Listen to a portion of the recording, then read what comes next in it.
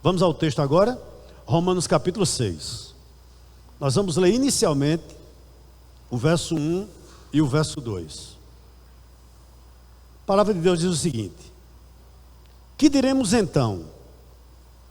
Continuaremos no pecado para que a graça aumente ainda mais? De modo nenhum. Como viveremos ainda no pecado, nós que já morremos para ele? Parar um pouquinho aqui, queridos.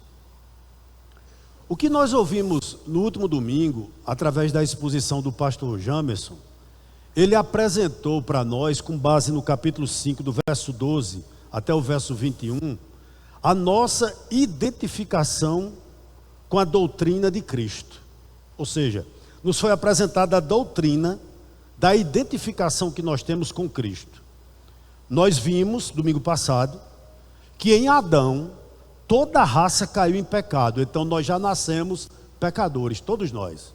Nós herdamos isso do nosso pai, Adão.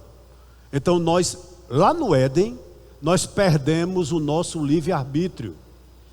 Ou nós fazemos a vontade de Deus, ou nós não fazemos a vontade de Deus. Certo? A sua vontade nunca é neutra. A sua vontade nunca é neutra. Você hoje tem arbítrio, mas livre-arbítrio nenhum de nós temos. Foi perdido lá no Éden. Você não pode escolher livremente. Você sempre irá escolher segundo a mente com Deus ou segundo a mente sem Deus. A humanidade é dessa maneira. Todos nós nascemos em pecado.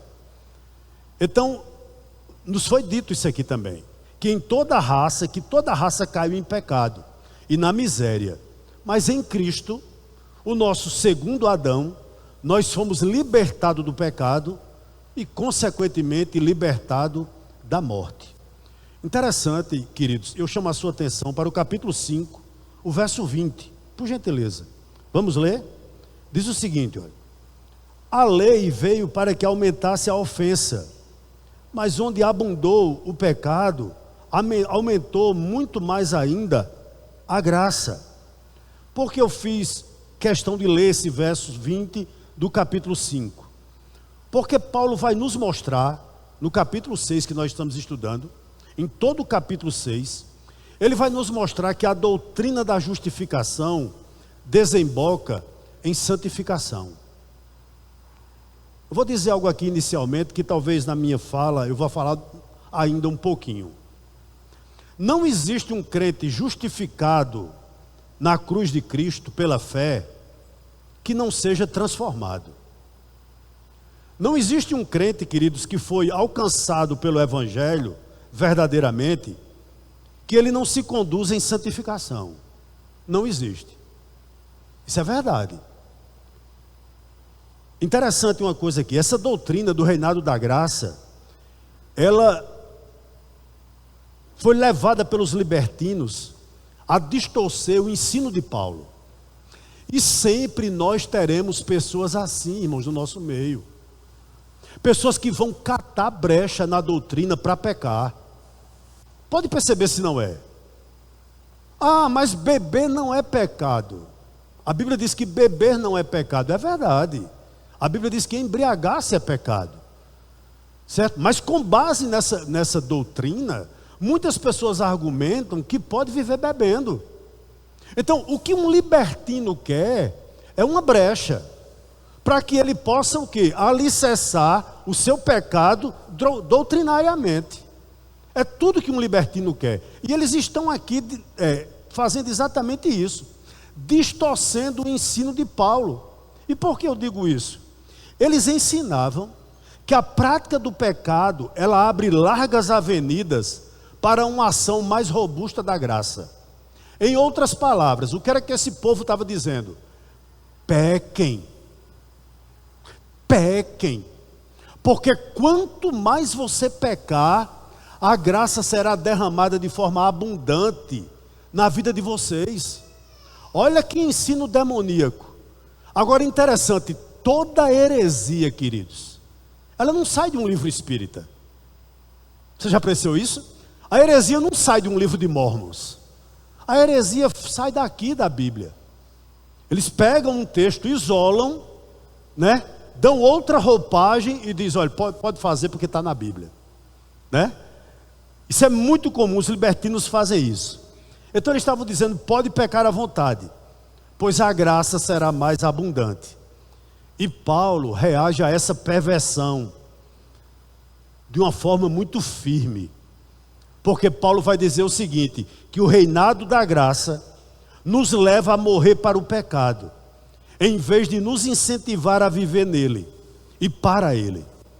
O que Paulo vai nos dizer aqui, em todo esse capítulo 6, é o seguinte: a graça nos livrou não apenas da culpa do pecado, mas também do seu poder.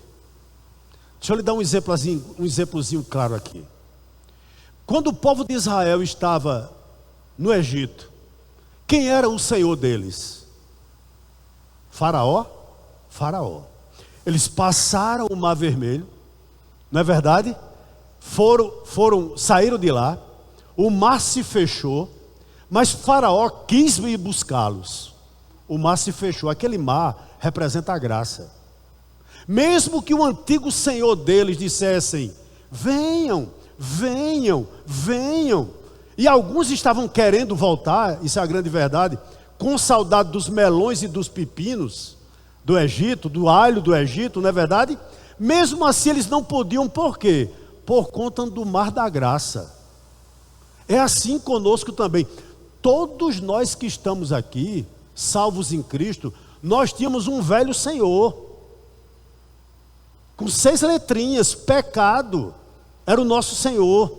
Viver na prática do pecado era o nosso Senhor. E Ele sempre nos chama para voltar, para assinar a nossa carteira de trabalho de novo. Mas a graça é o que nos impede de voltar.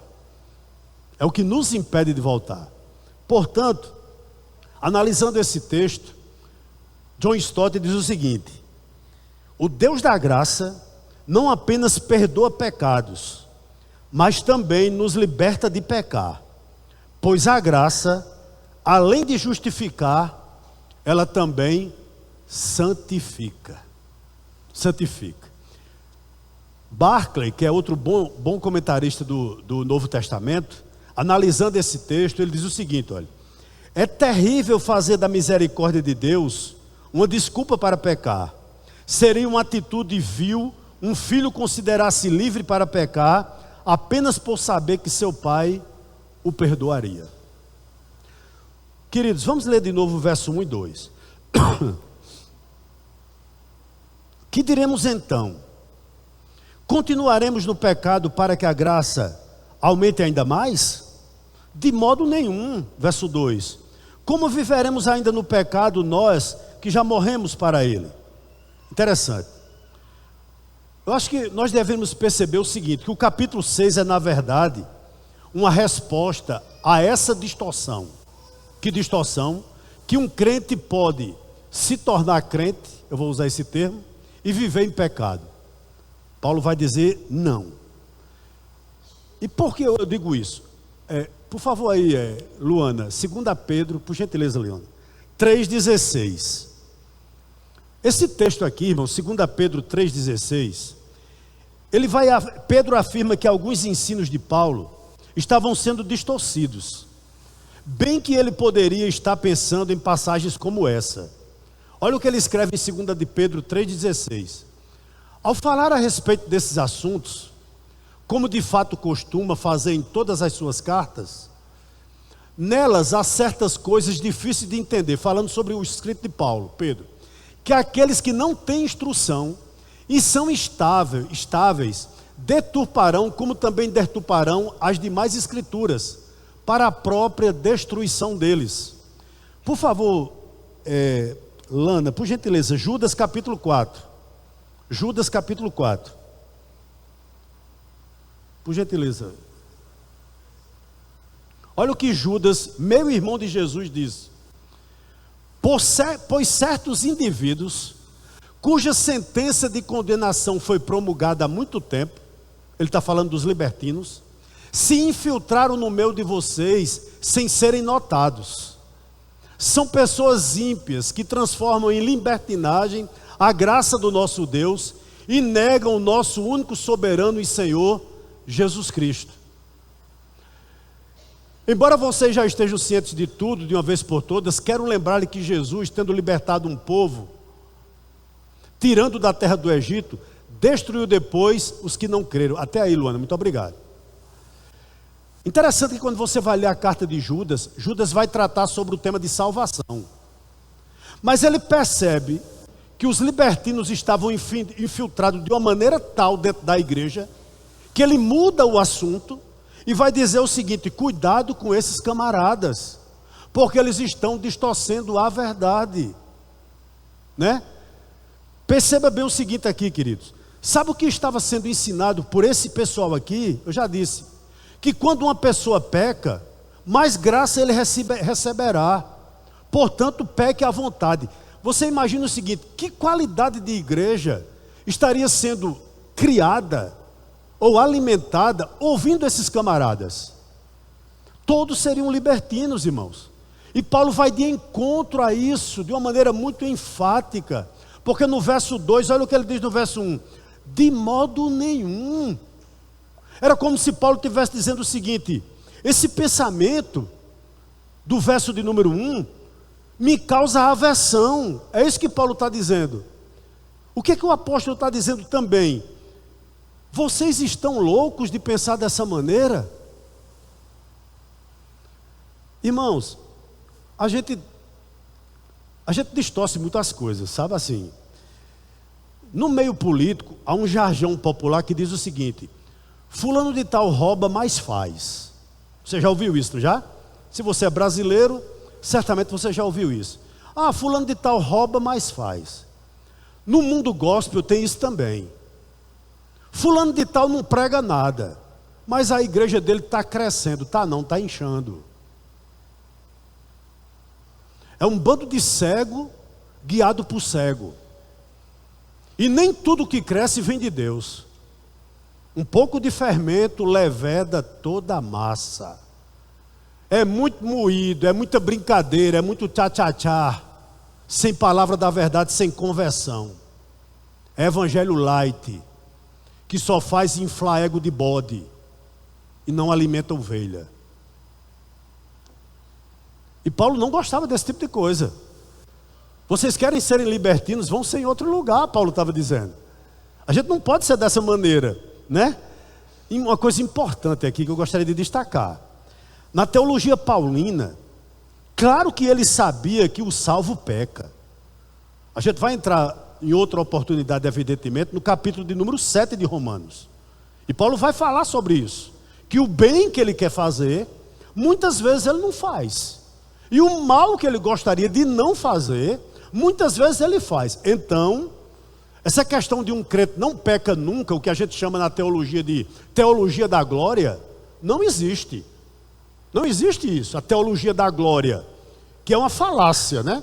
Que foi inventada por algumas correntes no nosso meio, de que o crente não peca jamais. Isso é um engodo. E Paulo deixa isso muito claro no capítulo 7 de Romanos. Mas aqui no verso 2, Paulo está dizendo o seguinte: que é incompatível que alguém alcançado pela graça, leia-se um filho de Deus, dê voluntariamente o pecado uma oportunidade para operar. É isso que Paulo está dizendo. É incompatível que o filho de Deus encoraje o seu corpo a pecar. Vou lhe dar um exemplo. O que é que eu, por exemplo, quero num bar? Porque eu sou um ex-alcoólatra. Então o que é que eu quero num bar? Ah, pastor, é 2 dedinhos. Para quem tem esse problema, começa com 2 dedinhos. Depois vai para 2 dedinhos assim. Depois é 2 dedinhos assim. Aí perde o controle. Então eu não posso fazer, eu não posso dar ao meu corpo, né, um lugar para que ele peque. É isso que Paulo está dizendo. Da mesma forma, eu vou usar esse termo aqui: o seu ponto fraco. Qual é seu ponto fraco? Qual é seu calcanhar de Aquiles? Todos nós temos. Todos nós temos. Então, o que é que nós queremos com pessoas que praticam aquilo que a gente gostava quando era lá do mundão? você está dizendo a seu corpo, você está oferecendo a seu corpo tudo que ele deseja, e seu corpo ainda é caído. Ainda há um homem anterior aqui, ó, um homem não regenerado aqui, que vai pedir o que não pode. É isso que Paulo está dizendo. Para Paulo aqui, ele nos lembra o seguinte: nós já morremos para ele, é ou não é? Verso 2, olha. De modo nenhum, porque viveremos ainda no pecado, nós que o quê? Já morremos para ele. Queridos, pela graça de Deus, nós morremos para o pecado. Isso significa o seguinte: nós o renunciamos. Nós renunciamos o nosso compromisso com ele. Nós renunciamos os nossos interesses com ele. Nós renunciamos as nossas fascinações, os nossos engodos com esse mundo pecaminoso. Paulo está lembrando isso. O que é que você quer de volta lá ao Egito? Não tem o que você fazer lá. Versículo de número 3. Vamos a ele. Ou será que vocês ignoram que todos nós que fomos batizados em Cristo Jesus, fomos batizados na sua morte? O que é que vocês estavam ignorando aqui? Paulo pergunta, que ele estava ignorando. Queridos, todos nós que estamos aqui, nós sabemos que o projeto do Evangelho é nos salvar. Mas olha, o Cristo que morreu na cruz, ele não só nos salvou, antes dele fazer isso, ele nos libertou. Todos nós que estamos aqui, nós somos libertos do pecado, do seu poder, certo? Nós somos libertos do pecado. Um dia nós seremos libertos da presença do pecado, na glória. Ele não habitará mais em nós. Mas da culpa do pecado você não deve mais nada. E do poder do pecado, a graça de Deus lhe dá capacidade de dizer não. Porque, eu vou dizer lá na frente, o porquê de você pode fazer isso. Você é capacitado para tal. A presença do pecado, nós seremos libertos lá na glória. Mas o que Paulo está adiantando aqui no verso 3, é que aquele que nos salvou também nos libertou do pecado. E se nós abraçamos essa verdade, nós abraçamos com esse objetivo. Quando nós olhamos para Cristo pendurado lá naquela cruz, nós entendemos que ali nossos pecados foram pagos. Mas ao mesmo tempo, eu não sirvo mais ao pecado. E portanto, é uma contradição de termos a gente supor que qualquer um deveria vir a Cristo para ser libertado do pecado, a fim de que pudesse viver pecando. Está entendendo, queridos? Olha, quando você pisa na bola, você que tem o Espírito Santo, você vai pecar, eu também. Quando você pisa na bola, automaticamente você se entristece. Sim ou não? Sim, irmãos. É como se tivesse uma luzinha vermelha, sabe? Aí você vai para casa mal, você não almoça direito, você não come direito. Não é verdade? Pronto. Isso acontece com o salvo. Agora tem alguns pontos importantes aqui no verso 3 que eu gostaria de destacar. Primeiro, Paulo não está ensinando que o sacramento do batismo tenha poder sobrenatural para regenerar alguém. A história da igreja nos mostra, e até as experiências pessoais, que nem todos os batizados são salvos. E a gente não pode negar isso. Tá bom? Outra coisa importante do verso 3. Paulo não quer que eles ignorem que ao serem batizados, eles estão externando de forma simbólica sua união com Cristo. Ou seja, eles estão exteriorizando isso pelo batismo, mas interiormente pela fé em Cristo, isso já aconteceu. Então veja a seriedade do batismo. Quando alguém vai ser imerso, quando alguém vai ser batizado, ele está de uma forma pública, confessando exatamente isso aqui que está no capítulo 6 de Romanos. Que ele morreu para o pecado, mas que ele se levantou ali para uma novidade de vida. Esse é o simbolismo do batismo, que Paulo está aplicando aqui. Outra coisa interessante aqui, com base ainda no verso número 3. O batismo, ele foi o modo apontado de professar a fé em Jesus, de confessar lealdade a Ele como Filho de Deus, e ao mesmo tempo concordar com o seu Evangelho. Portanto, aquele que é batizado, se pressupõe sobre essa pessoa o seguinte: que eles, os batizados, acreditam no que professam e que sejam o que eles declaram ser. Ou seja, consequentemente, tratados como crentes. Tratados como crentes. Como uma pessoa que abraçou o Evangelho. Como tendo sido revestido de Cristo. E como também, em virtude do seu batismo, como ato de fé, eles são filhos de Deus. Perceba um parênteses aqui que eu gostaria de abrir aqui nessa manhã.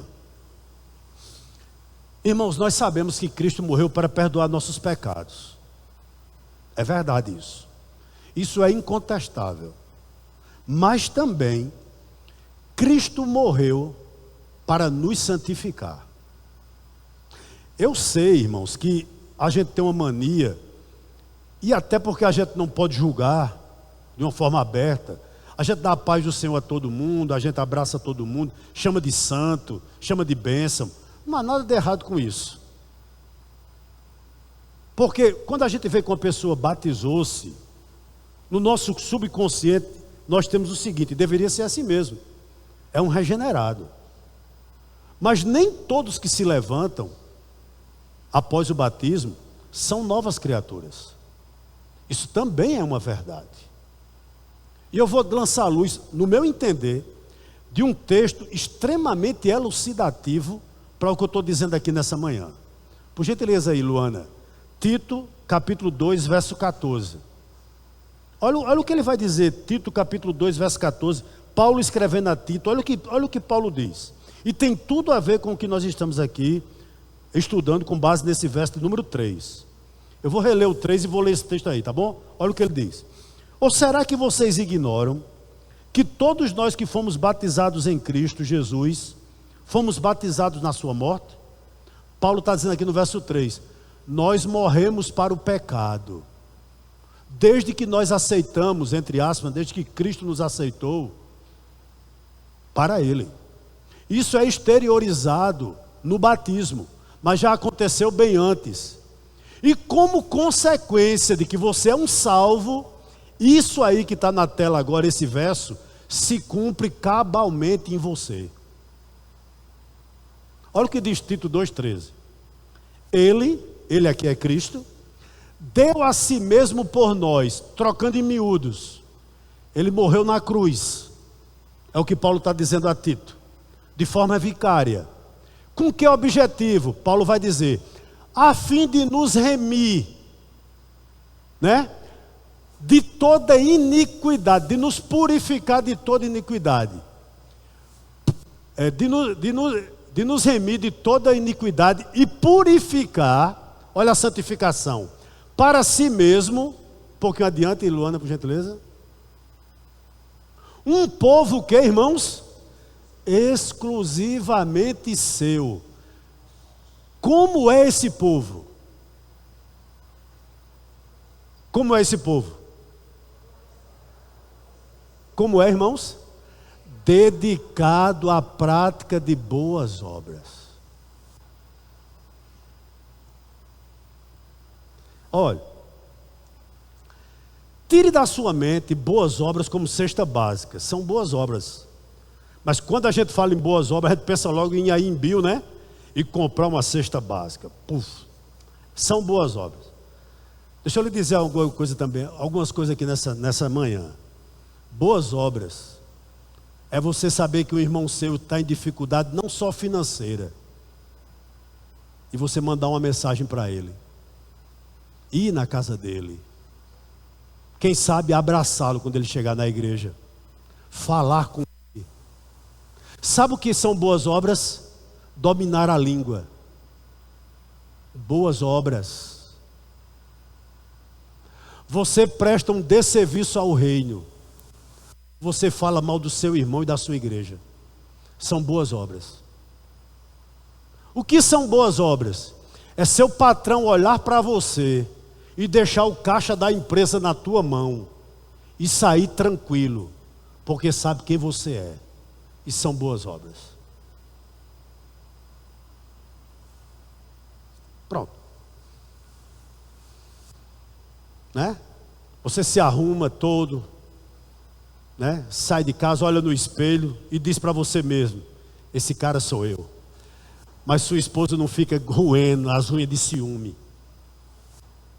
porque sabe que você é fiel. E vice-versa. E isso é um povo zeloso de boas obras, que morreu com Cristo. Né? Verso 4. Quero até pedir perdão a vocês, irmãos. Hoje eu estou mal. Do jeito que eu anoiteci hoje, eu amanheci. Eu não dormi nada, zero. Zero. Mãe não deixou eu dormir ontem. Então eu estou um pouquinho cansado. Hoje eu só vou até 12h30 na EBD, porque eu estou cansado. Verso 4, vamos a ele, verso 4. Mas é verdade mesmo, não dormi não, irmãos. Verso 4 diz o seguinte: mas jovem é outro nível, né? Jovem é outro nível, bem longe de... Verso 4. Nós jovens já temos energia de sobra. Diz o seguinte: fomos sepultados com ele na morte pelo batismo, para que, como Cristo foi ressuscitado dentre os mortos pela glória do Pai, assim também nós andemos como? Em novidade de vida. Meus queridos, olha o verso 4 aqui. Paulo está dizendo uma coisa muito clara aqui: quem vive em pecado não morreu com Cristo. É o que o verso 4 elucida. Por isso essa pessoa continua nele. Olha, uma pessoa que diz ser salva, batizada, sabe, pode até ser pastor, ter cargo na igreja, não importa. Não importa, queridos. Se ele vive em pecado, vive. Uma questão é viver deliberadamente em pecado. O texto está nos dizendo que ele nunca nasceu de novo. É o que Paulo está dizendo aqui no verso 4. Mas os que são batizados, eles são sepultados com Cristo. Os verdadeiros. Esses são efetivamente excluídos do reino de Satanás. Com certeza, como aqueles que estão na sepultura são excluídos do mundo. Deixa eu lhe fazer uma pergunta. Se você morresse hoje, eu espero que isso não aconteça, o credor do seu cartão de crédito pode receber sua dívida? Não, você morreu. Você está morto. Então, nós que morremos com Cristo, nós não vivemos mais em pecado porque nós morremos para Ele. É isso que Paulo está dizendo aqui no verso 4. Pelo contrário, ele diz no verso 4 ainda: nós andamos em novidade de vida. Mais uma vez eu digo, a justificação, que é aquele ato forense, que só acontece uma vez, quando Deus, por intermédio de seu Filho Jesus Cristo, diz que você é justo, a justificação nos leva à santificação. Então, como a ressurreição de Cristo foi a consequência da sua morte, aqui no verso 4, assim também uma vida santa é a consequência lógica da nossa morte em Cristo Jesus. 2 Coríntios 5,17 diz o quê? Aqueles, bota aí, Luana, por gentileza. E assim, se alguém está em Cristo, é nova criatura. As coisas antigas já passaram, eis que se fizeram novas. Queridos, Deus muda indumentária, Deus muda linguajar, é ou não é? Deus muda modo de tratar pai, mãe, vizinho, vizinha, cônjuge, filho. Deus muda, porque quem está em Cristo, nova criatura é. Deus muda ambições. Ambições. É ou não é? Muda, queridos. Eu gostaria de pensar com você o seguinte: quantos dos nossos filhos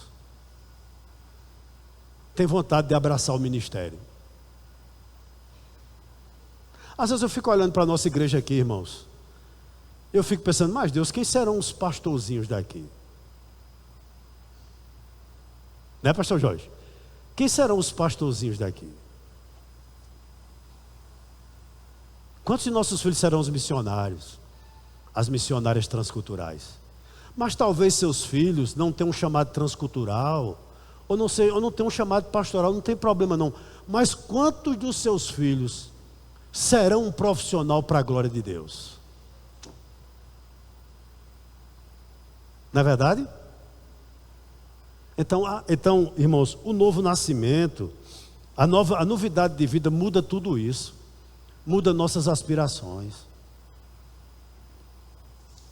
Versículo 5.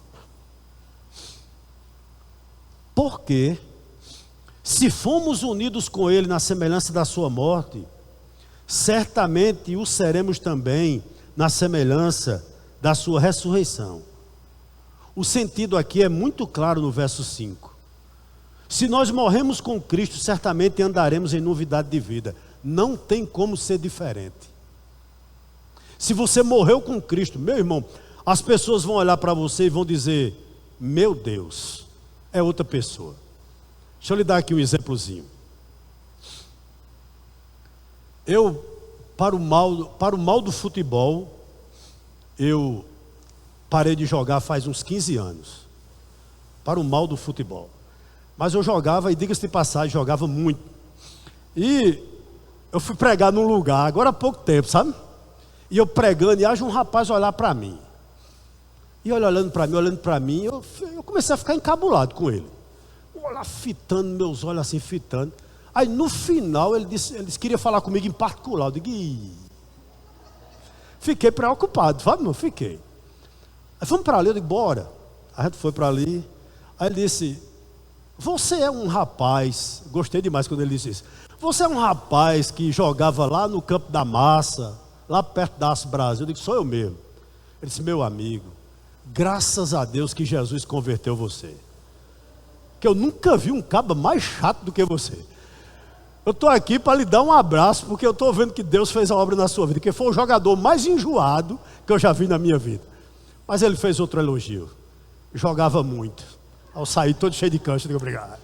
Vai lá na minha igreja, dê o endereço da igreja para ele lá. Você está entendendo, irmão? Então nós andamos em novidade de vida. Em novidade de vida. E eu sei que isso acontece com todos vocês. Eu estou usando meu exemplo, irmão, só não é para me gabar, não. Eu sei que tudo isso está acontecendo com você. Sua família está olhando para você e está dizendo, rapaz, você já não é mais o mesmo. Eu pelo menos espero, né, que isso esteja acontecendo. Em nome de Jesus, né? Ou seja, Paulo está dizendo no verso 5, aqueles que foram purificados da culpa do pecado, são purificados também da sua poluição. É isso que Paulo está dizendo no verso 5, sabe? Se nós afirmamos que nossos pecados foram perdoados na morte de Cristo, meus irmãos, nós ressuscitamos para uma vida santa, para uma vida santa. Versos 6 e 7. Está ficando claro aí, irmão, para vocês? Está ficando claro? Olha, toda vez que alguém disser a você, e é verdade, que você foi justificado por intermédio da morte vicária de Cristo, receba isso como verdade. Hoje, Deus olha para você e não vê mais um pecador desgraçado. Quando eu digo desgraçado, é sem graça. Tá certo? Hoje, pelos méritos de Cristo, Deus olha para você que foi salvo em Cristo e vê o Filho dele, a justiça do Filho dele colocada sobre a sua vida. E toda a sua culpa colocada no Filho dele. Tá bom? Contudo, a partir do momento que alguém diz você é justificado, ele está dizendo também o seguinte, que você tem vida santa. Isso é consequência da justificação, a santificação. É um corolário. Amigo, eu estou falando bonito demais hoje. É um corolário da justificação, a santificação. Tá certo? Louvado seja Deus por isso. Verso 6 e verso 7. Olha o que o texto diz. Sabendo isto, irmãos, só um pouquinho aqui. Crer é pensar. Crente não é alienado. Paulo está dizendo, saibam disso. Tenham isso na mente de vocês. Sabendo isto, ele vai dizer o que a gente tem que saber. Olha, verso 6. Que a nossa velha natureza foi crucificada com ele, para que o corpo do pecado seja destruído, e não sejamos mais escravos do pecado. Verso 7. Pois quem morreu está justificado do pecado. Vamos parar um pouquinho aqui, por favor. Vamos relembrar o que Paulo tem em mente. O que é que Paulo tem em mente aqui? Em vez de nós chafudarmos no pecado, a fim de que a graça seja derramada mais sobre a nossa vida, é isso que Paulo tem em mente aqui, nós devemos ter em mente que tal curso, ou seja, viver no pecado, destrói por completo o propósito de Deus na nossa vida. É isso que Paulo tem em mente aqui, tá certo? Então saiba o que? Primeiro, nosso velho homem, nossa velha natureza foi crucificada com Cristo. Deixa eu lhe dar um conselho aqui. Não tirem os pregos. Como é que você crucifica sua natureza todo dia? Orando, lendo Bíblia. Deixa eu te dar um conselho. Não lê a Bíblia assim, irmão. Assim, ó, esse ano eu vou ler a Bíblia todinha. Aí você começa. Justificado por mediante a fé, temos paz com Deus. Pelo qual... Não. Há um conselho aqui para você que nunca leu a Bíblia toda. Comece pelos evangelhos. Antes, ore a Deus. Senhor, fale comigo. Fale comigo, Senhor. Depois vá para alguns salmos, se você nunca leu a Bíblia. E paulatinamente você vai adiantando, queridos. Mas por favor, amanheça o dia e diga: Senhor, fale comigo. Fale comigo, traga uma palavra ao meu coração. Ore. Por favor, eu estou pedindo à igreja do Métodos, por favor, se debruce e diga: Senhor, aquilo que eu tenho dificuldade de vencer, me ajuda. Dê nome aos seus pecados, se é que tem. Por exemplo, eu torço pelo 13. Isso é um pecado quase sem perdão. Você está entendendo? Então, mas diga porque Deus, entendeu, irmão? Vai lhe perdoar. Estou dizendo brincando, claro, né, irmãos? Se bem que é um mau gosto torcer por esse time. Mas, se tem pecado, você tem, escreva. Diga: ó, Senhor, eu sou uma pessoa temperamental, eu tenho dificuldade de ser liderado, eu tenho dificuldade de dizimar, eu tenho dificuldade de falar bem com a minha esposa, eu tenho dificuldade, Senhor, de ser honesto. Coloque. Quando você faz isso, você está botando o prego no velho homem, ó, nele, crucificando ele, porque ele vai querer descer da cruz todo dia. Crucifique-o. Tá bom? Então, vamos lembrar. A nossa velha natureza foi crucificada com Cristo. É o que Paulo está dizendo aqui. Ou seja, o que ele está dizendo? Que minha vida não regenerada, a minha vida que não tinha a graça de Deus sobre ela, o meu antigo eu anterior, ele foi crucificado com Cristo. É isso que Paulo está nos dizendo aqui. E eu acho que uma frase de Martin Luther King lança luz sobre isso que eu quero dizer. Uma citação dele na realidade. Olha o que ele disse, irmãos. Olha como é interessante. Ele disse o seguinte: eu não sou quem eu gostaria de ser. Eu não sou quem eu poderia ser ainda. Eu não sou quem eu deveria ser. Ele finaliza dizendo o seguinte: mas graças a Deus, eu não sou mais quem eu era. Eu acho que isso é válido para todos nós. Nós sempre podemos evoluir mais um pouquinho, não é verdade? Mas graças a Deus que nós não somos mais quem nós éramos. E uma coisa interessante aqui ainda no verso 6, sabendo isso, que a nossa velha natureza foi crucificada com ele. Olha o que Paulo diz aqui: por que ela foi crucificada? Para que o corpo do pecado seja destruído. Aí você diz: eita pastor, agora piorou. Além de eu orar, jejuar, ler a Bíblia, eu vou chegar em casa e vou ter que me autossacrificar? Não. O que Paulo quer dizer aqui com o corpo destruído? Veja bem, a graça de Deus, irmãos, isso é tão importante. Ela nos dá a capacidade de derrotar nosso velho homem. É isso que Paulo está dizendo aqui. De destituir o velho homem do seu poder. Do seu poder. Interessante aqui que destruir aqui não é desaparecer, mas é vencer. Paulo está dizendo que naquilo que você é fraco, a graça de Deus vai lhe dar capacidade para você vencer. Veja bem, no meu entender, um exemplo aqui que não é pecado, queridos.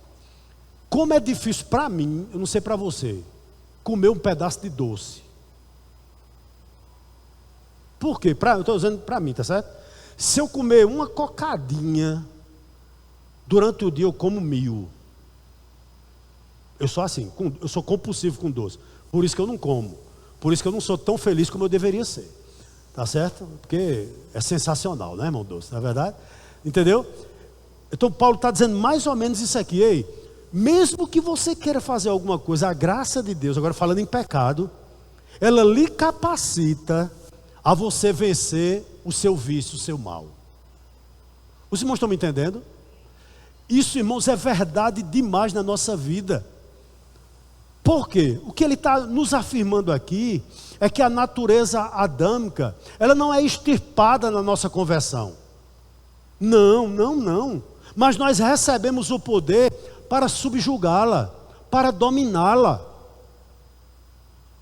Para dominá-la. Por exemplo, e por favor, querido, não é ninguém aqui, tá bom? Ninguém aqui, por gentileza. Uma pessoa me procurou pedindo ajuda para se livrar da pornografia. Eu disse, olha, o primeiro ponto que tu tem que fazer é quebrar teu notebook. Segundo ponto, você tem um smartphone, é? Quebre também. Fique com lanterninha. E outra coisa, se você é... Não, mas eu preciso usar computador. Então compartilhe com a sua mulher. Mande que ela vigie você. Você quer se libertar? Comece assim. E a graça de Deus vai operar na vida dele para que ele seja liberto. Né, irmãos? Muitas vezes é necessário que a gente peça ajuda, meus irmãos. É necessário que a gente peça ajuda. E a ajuda de pessoas que Deus colocou no nosso meio para nos ajudar, para nos capacitar a vencer essas coisas. Né? Isso é muito sério, sabe? Deus nos dá amigos, Deus nos dá homens de Deus, mulheres de Deus, que nos ajudam, na realidade são como um bálsamo para a nossa vida. Lhe faz crescer, lhe traz mais para perto de Cristo, tá certo? Essas pessoas, irmãos, são fundamentais na vida da gente. E não pense que não é a graça de Deus em ação, é, e como é também. Tá certo? Verso 7, ele diz o seguinte no verso 7: pois quem morreu está justificado do pecado. Sabe o que ele está nos ensinando aqui? Como a morte liberta o homem de todas as suas obrigações, assim também ela liberta a nós que morremos em Cristo da obrigação de nos sujeitarmos ao reino do nosso velho Senhor, o pecado. Nós não somos mais escravos dele, porque nós fomos libertos por Cristo. Irmãos, tem algo mais libertador para você do que você passar por aquele ambiente, ou por aquela pessoa que você um dia foi escravo daquilo ali, e você dizer, eu não preciso mais estar ali para ser, entre aspas, feliz. É graça de Deus, né? É a graça de Deus que faz isso na nossa vida. Louvado seja o nome do Senhor por isso. Versículo 8. Ora, se já morremos com Cristo, cremos que também viveremos com Ele. O que é que Paulo tem em mente aqui? Claro que Paulo tem em mente aqui a vida eterna, né? Também. Ele está dizendo aqui que ele fala sobre a regeneração. Também. Ele está falando sobre a vida eterna, mas também tem uma aplicação sobre a regeneração. O que Paulo está dizendo é o seguinte: se a regeneração na nossa vida é real, então é óbvio, é consequência de nós andarmos em novidade de vida. Em outras palavras, Paulo está dizendo o seguinte: que a gente deve andar com o atestado de óbito do bolso do velho homem. Ele já não me dá mais as ordens. É isso que ele está nos dizendo aqui. É como se você tivesse tirado uma nova RG. É uma outra pessoa, irmão, é uma outra pessoa. Né? Na regeneração, nós nos tornamos outra pessoa. Olha, eu não sei você, né? Eu acho que acontece com você também. Quando você olha fotos antigas suas, quando você não era cristão, o semblante, irmãos, é um semblante, mesmo você sendo mais jovem, né? Entendeu? É um semblante de tristeza, de opressão, às vezes de raiva. Não é verdade? Tira uma foto hoje sua, 30 anos atrás. Eu sei que vai ter mais rugas, eu sei disso. Mas o semblante já não é o mesmo. Várias pessoas que eu estou olhando aqui, que chegaram aqui, o semblante hoje é outro. Né? Para a glória de Deus, o semblante era meu irmão, era horrível, né? Como eu também, tá bom? Mas muda tudo, muda inclusive, irmãos, o semblante. A gente é uma nova criatura, parece que você brilha, há um brilho na sua vida, diferente. Eu sei que tem alguns que você diz, meu Deus, está brilhando, é porque está apagado, mas um dia vai brilhar em nome de Jesus, né? Vê se dá um choquezinho, tá entendendo? Mas é verdade, querido, a gente é outra pessoa. Você pode analisar a sua vida. Eu sempre digo o seguinte, hoje é domingo, né? Hoje é um domingo, pela manhã. Onde você estaria agora, se não fosse a graça de Deus? Você não estaria aqui. Sim ou não? Você não estaria. Ouvindo um velhote falar com você, um cara não muito apresentável, não ensina bem, e você aí balançando a cabeça e concordando com o que ele está dizendo. É graça na sua vida. Louvado seja Deus por isso. Não é verdade? Você não tinha nem vontade de entrar aqui, porque para mim, pensa numa coisa chata, era a igreja de crente. Eu tinha medo até dos gritos. E hoje estamos aqui. É graça ou não é? Purinha na sua vida e na minha. Verso 9 e 10, estamos terminando. Verso 9 diz o seguinte: sabemos que, havendo Cristo ressuscitado dentre os mortos, já não morre.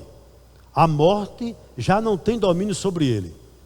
Pois quanto a ter morrido, de uma vez para sempre morreu para o pecado. Mas quanto a viver, vive para Deus. Interessante que o verso 9, em que se baseia a nossa regeneração? Em que se baseia, irmãos? Porque você pode dizer o seguinte: eu fui regenerado. Porque o seu Salvador vive. Se Cristo estivesse morto, a regeneração era um engodo. Sim ou não? Era um engodo. E tudo que nós queremos, irmãos, é segurança. É ou não é? Por exemplo, na minha casa, meu pai era católico, mas ao mesmo tempo era espírita. Porque meu pai recebia rezador, meu pai recebia pessoas que faziam trabalhos, sabe? Ele dava muito valor a curandeiros. Então nós recebíamos em nossa casa pessoas assim. Eu ia para centro espírita, porque na realidade o que nós queríamos era segurança, né? Então tudo na minha vida era quando alguém chegava, pegava um galho de carrapateira, já viu aquilo? Aí faz assim, né? Aí os bichinhos ficam murchos. Aí diz, olha como você tem olhado. Ninguém, mas agora seu corpo está fechado. Na verdade, agora eu sou o cara. Tudo que a gente queria, mas tudo isso o quê? Engodo. Deuses mortos. Mas por que a regeneração é real? Versículo de número 9, olha. Sabemos que havendo Cristo o quê? Ressuscitado dentre os mortos, já não morre. A morte já não tem domínio sobre ele. Por que a regeneração é real? Porque nós servimos a um Salvador vivo. E Cristo está vivo. Quem prometeu, isso é maravilhoso, irmãos. Esse mesmo que ressuscitou, ele nos fez uma promessa. Que promessa é essa? Que não nos deixaria só. Luana, por gentileza, Luana. João 14, do verso 15 ao verso 17. João 14, Luana, por gentileza. Verso 15 ao 17. Olha o que o texto diz. Palavras de Cristo, o ressuscitado, ou que ressuscitou. Se vocês me amam, guardarão os meus mandamentos. Verso 16. E eu pedirei ao Pai, e Ele lhe dará outro consolador, a fim de que esteja como? Sempre com vocês para sempre. Quem é esse Consolador? É o Espírito da verdade, que o mundo não pode receber, porque não o vê, nem o conhece. Vocês o conhecem porque Ele habita com vocês e estará o quê? Em vocês. Deixa eu lhe dizer algo aqui nessa manhã. Queridos, quem está habitando em nós agora? Não é o Espírito Santo? Sim ou não? Sim. Agora uma pergunta para você. Quem é o Espírito Santo? Deus. A terceira pessoa da Trindade, Deus. Ele não é menor do que Cristo, nem menor do que Deus Pai. Ele é o próprio Deus. E Ele habita em mim e em você. Uma pergunta para você. Você acha que esse ser que habita em você vai lhe levar para onde?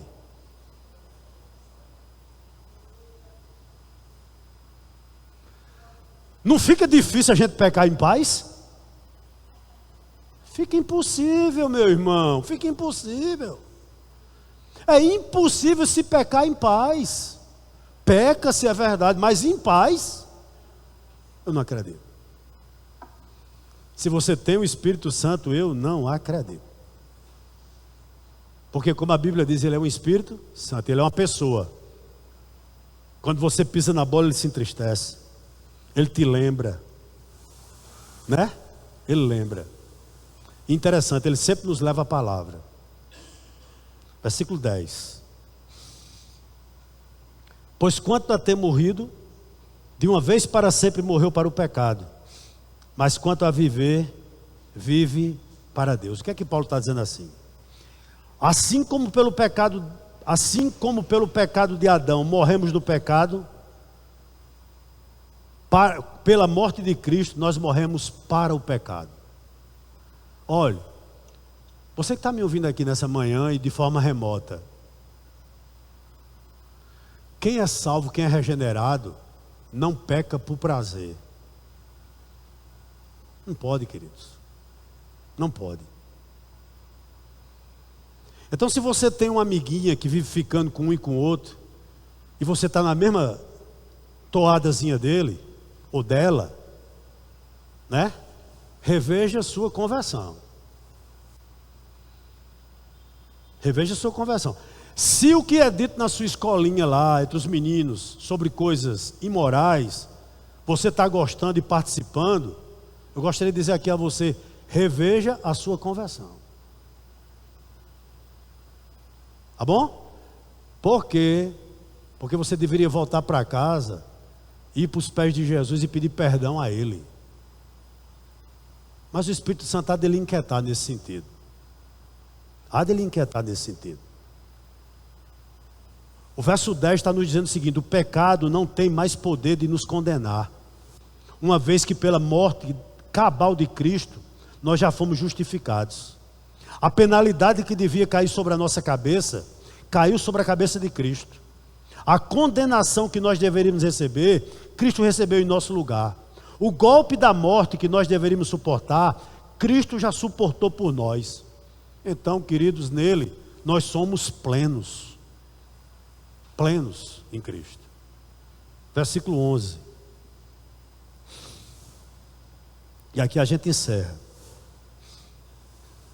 Assim também vocês, do mesmo jeito de Cristo, considerem-se mortos para o pecado, mas vivos para Deus em Cristo Jesus. Um detalhe interessante aqui. O versículo ele não está ensinando mortos no sentido de insensível ao pecado. Não, queridos. Paulo não defende isso aqui. A impecabilidade do cristão. Nem defende a tese de santidade plena aqui nessa vida. Paulo não defende isso. O que é que está sendo ensinado aqui, e ele fecha aqui no verso 11, é que a nossa natureza, a nossa vida em Cristo, ela é dividida em 2 volumes. 2 volumes.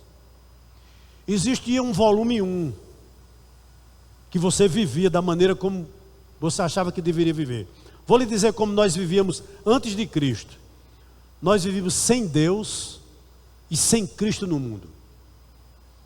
Nós tínhamos até outros deuses, ou um Cristo genérico. Sim ou não? Nós tínhamos. Nós tínhamos um Cristo, irmãos, que morreu na cruz e ficou lá na cruz.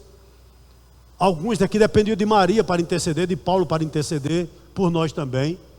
Ou você era de outra religião, você era espírita, você era kardecista, ou você era ateu. Então, existia um eu anterior. Então você vivia conforme o curso desse mundo, conforme a potestade do ar que agora atua nos filhos da desobediência. É o volume 1, é o seu eu anterior, o que você era antes de Cristo.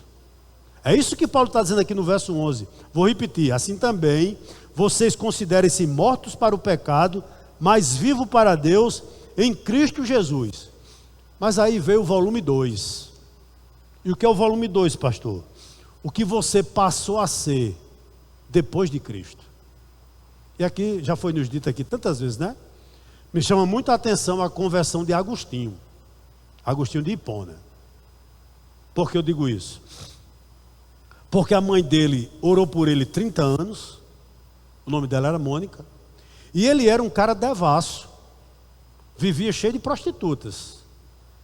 E certo dia, ele estava em um jardim e veio um texto de Romanos voando.